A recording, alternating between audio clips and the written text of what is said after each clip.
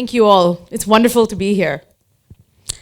When we think about the education of the future, the conversation always centers on the digital world, technology, and innovations that can replace age-old models of thinking. But what if I told you that the education of the future, incorporating tradition, would be one of the most progressive moves that we could make as a society? Let's start with the example of movement. As children, we are expected to crawl and then walk and eventually run. All of this is genetically encoded in our experience.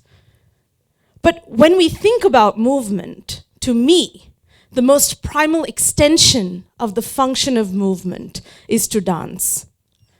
When we codify and politicize something as complex as dance, however, the story gets complicated. And to be honest with you, I had no sense of how complicated this story was at all. I grew up in a white Jewish neighborhood on Long Island in New York with very limited knowledge of Indian movement systems. Luckily, I come from a very illustrious musical family, and pictured here is my great aunt who retired as the principal of the Mysore Music College. I was surrounded by music and dance in my household, and my mother would drag me to dance classes on the weekend, much against my will.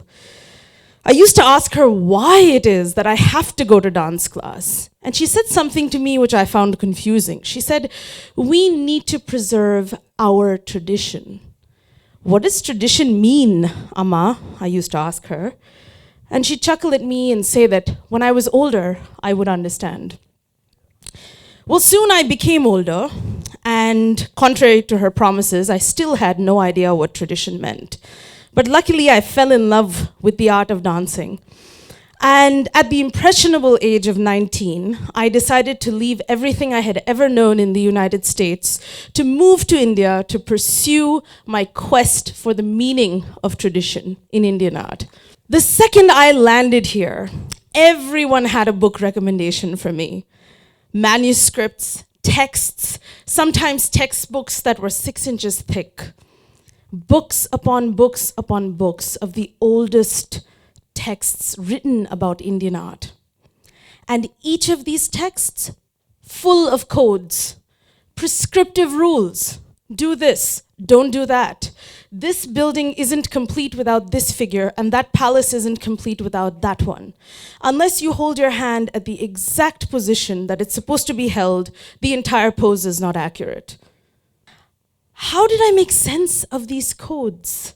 Mathematics, time cycles, measurement systems, even the placement of a sculpture's navel was as important as the movement of a dancer's lower lip. And all of these codes written in Sanskrit, a language exclusive to the Brahmin community. For 5 years after I discovered these texts, I tried to read everything I could find. The Natya Shastra, the Shilpa Shastras, the Puranas. And after 5 years, after learning as much as I could, I decided to go out into the world and find a real-life art practitioner to confirm all the knowledge I had read in these books. The first person I confronted, or the first person I met, was nephew of ace architect and legend in the sculptor community, Mr. Dakshinamurthy Sthapati. I walked into his office quite confidently, having a printed list of technical questions about the Shilpa Shastras. He took one look at me and said, "We don't use those Shilpa Shastras." My jaw dropped to the floor. He continued, "We use the Sthapatya Veda, which was written by our ancestors of the Vishwakarma community, not the Brahmin community, and passed down orally from one generation to the next. In fact, we keep the book of the Sthapatya Veda in our puja room, and we worship it." So I kind of peered at him and I said, "But how do you build such beautiful temples?" And within a second, he whipped out a piece of white paper. And on that piece of paper, he began muttering his Ganapati Dhyana Shloka, and in a second before me appeared this beautiful image of a Ganapati sculpture, or a sketch for a Ganapati sculpture, rather.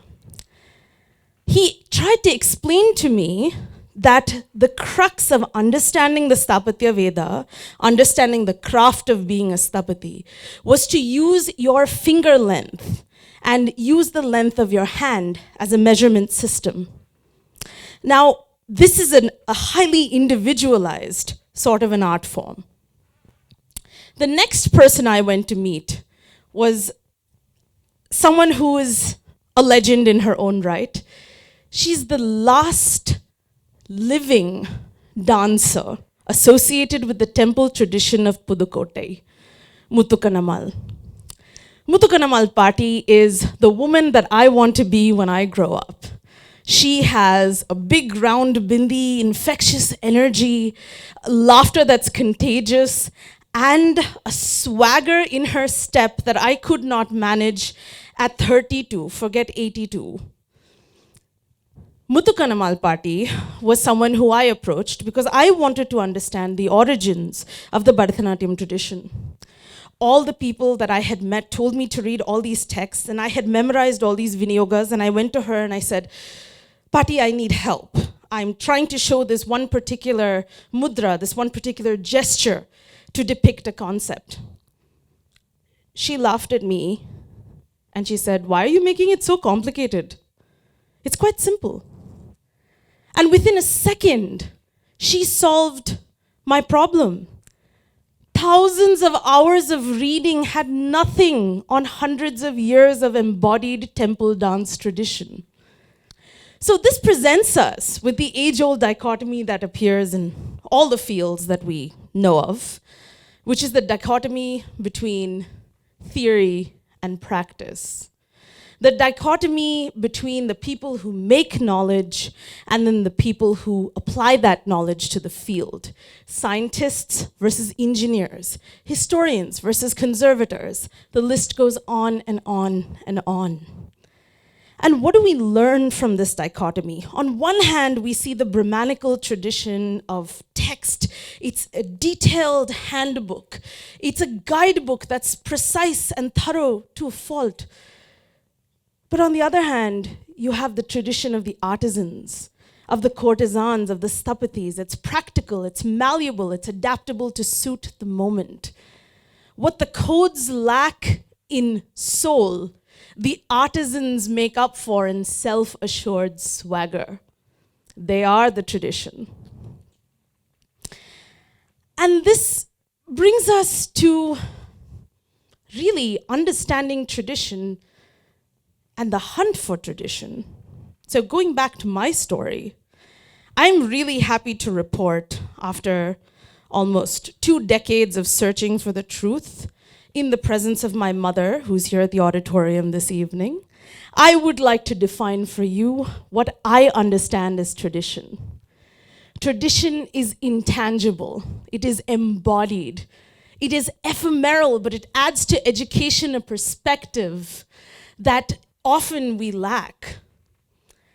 Tradition is important because we must teach the traditional way, if only to expedite the need to deviate from it. Take, for example, the art of Bharatanatyam. Tradition is an adjective that we use and overuse so many times because we feel like Bharatanatyam is a form that is museumized, that is kept in stone. Well, the dance that we dance today, that we call Bharatanatyam, I'm surprised to report, is probably no more than 55 to 100 years old. We use codes that were developed much earlier. But basically, the core of tradition is change. And so I encourage you all to think about history as a living thing. Don't trap history or tradition in an abstract glass cage. Talk to it, fight with it, play with it, and if you're brave enough, question it. wrestle with the complexity, question the stereotypes, read the narratives in a way that is different than everyone else, and find your own truth. Today, I present to you a dance piece that has resulted from this tradition of questioning. And this dance piece questions the great iconic figure of Krishna himself. And three women of three different age groups are talking to Krishna, asking him to marry her and her alone. So let's see what Krishna says at the end. Thank you.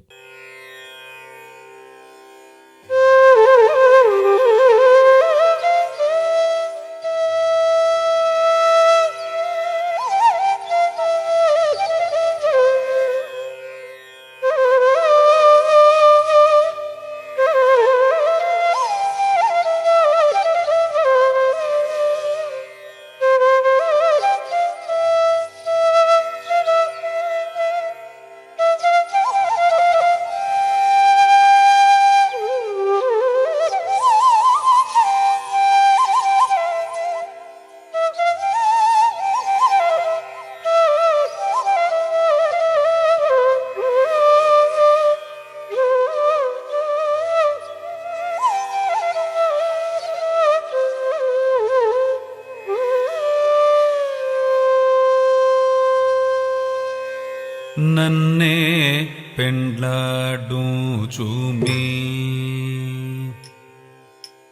నన్నే పెండ్లాడుచుమి నన్నే పెండ్లాడుచుమి నాయనమువగోబాల నన్నే పెండ్లాడుచుమి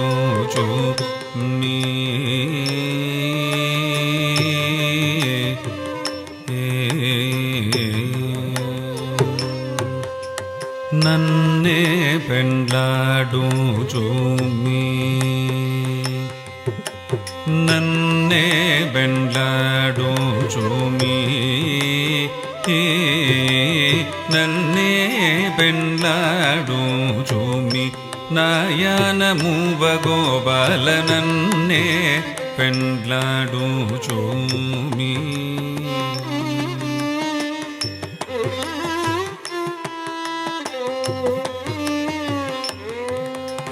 నన్నే పెండ్లాడుచుమి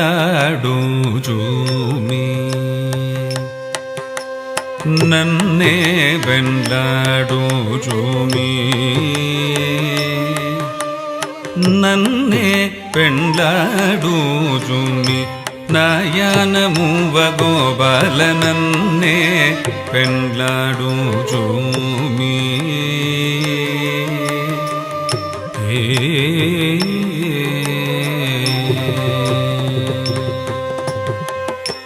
అన్నున మావారు వరాలడగకుండ చేసెగాని నన్నే పెండ్లాడుచుమి అన్నున మావారు వరాలడగకుండ చేసెగాని నన్నే పెండ్లాడుచుమి అన్నున మావారు వరాలడగకుండ చేసెగాని నన్నే పెండ్లాడుచుమి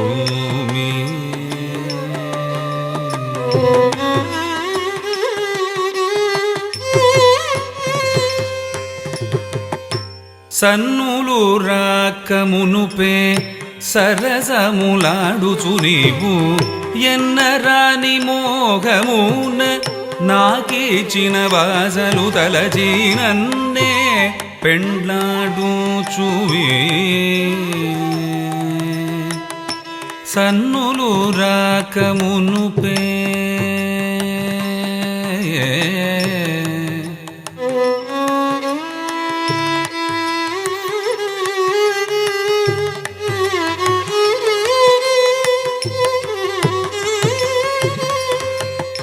సన్నులు రాకమునుపే సరసములాడుచు నీవు ఎన్నరాని మోహమున నాకీచిన బాసలు తలచి నన్నే పెండ్లాడుచుమి.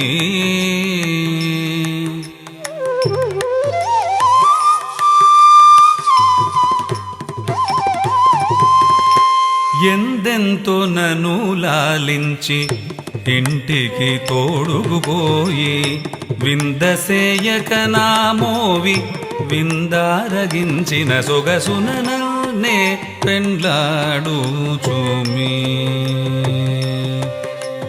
ఎందెంతో నన్ను లాలించి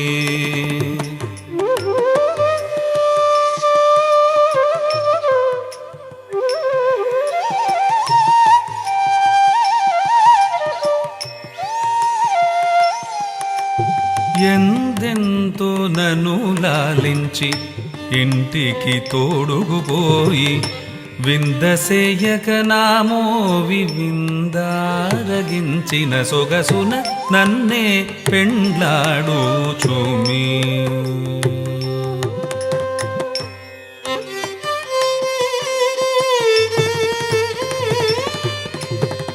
తెలియనైతే చిన్ననాడే తెలియనైతే చిన్ననాడే తేలించి మూవ గోపాల అలరువిల్తుని కేళి నన్నలవాడు చేసిన సామి నన్నే పెండ్లాడుచుమి. తెలియనైతే చిన్ననాడే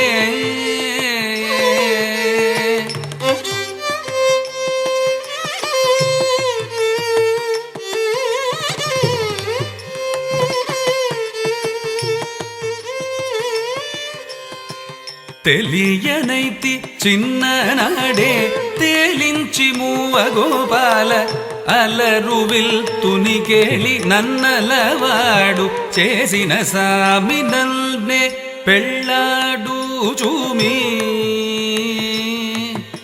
నన్నే పెండ్లాడుచుమి. నన్నే పెండ్లాడుచుమి. నన్నే పెండ్లాడుచుమి. నాయనమువ గోపాల నన్నే పెండ్లాడుచుమి. నాయనమువ గోపాల నన్నే పెండ్లాడుచుమి.